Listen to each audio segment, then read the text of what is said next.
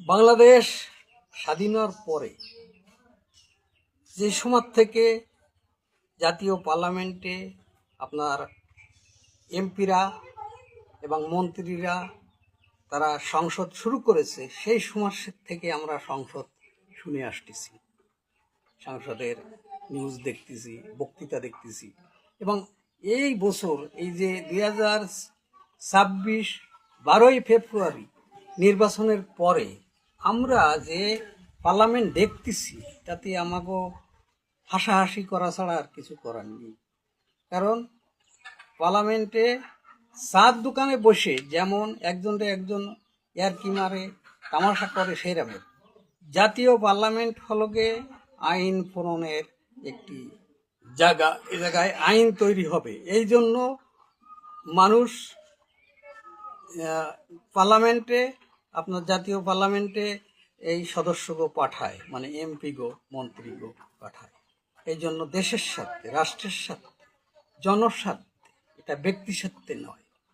এবং দেশের এই লক্ষ লক্ষ কোটি কোটি টাকা খরচ করে পার্লামেন্টে যদি হাসির খোরাক যোগায়, তাহলে কেমন হয়? এবং জাতীয় পার্লামেন্টের মাননীয় স্পিকার মেজর হাফিজুর রহমান কলি বলে ফেলেছে যে এইভাবে দেশ চলতে পারে না। জাতীয় পার্লামেন্টই বলেছে। উনি এখন বাংলাদেশের ভারপ্রাপ্ত রাষ্ট্রপতি।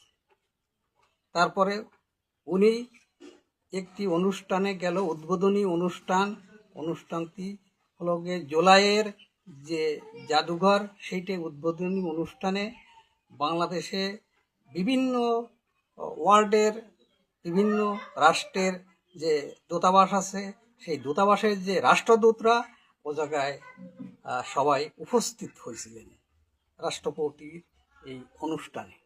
সেখানে তারা হট্টগোল দেখে এবং বিএনপি জামাত এমসিবির হট্টগোল দেখে তারা সে জায়গাতে নিজেদের প্রাণ বাঁচানোর জন্য তারা মাথা নিচু করে এবং তারা ওই জায়গাতে পালিয়ে এসছে কোনো রকম। এবং এখানে বাংলাদেশের যে ভারপ্রাপ্ত রাষ্ট্রপতি, সেগুলি বাধ্য হয়েছে যে আমি ভাষণটা ইংলিশে দিতাম, তা এখন আর দেব কীভাবে? বিদেশি যে কূটনীতিক যারা ছিল তারা সব এখান থেকে চলে গেছে।